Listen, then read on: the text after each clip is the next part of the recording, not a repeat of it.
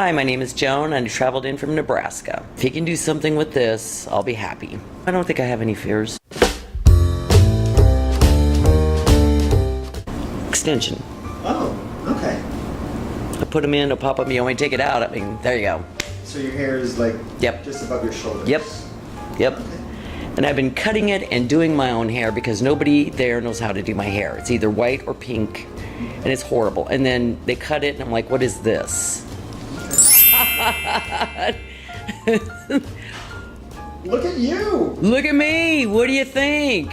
Big ginormous change? This is unbelievable. I haven't felt like this for a long time. I'm 63, and I feel like I'm 30. I got high hopes. Coming around. Woo! Coming around.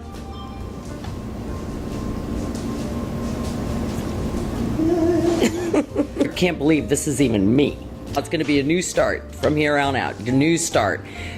Thank you. You need to subscribe to the YouTube channel, The Makeover Guy, so we can keep going. So y'all get on there, okay?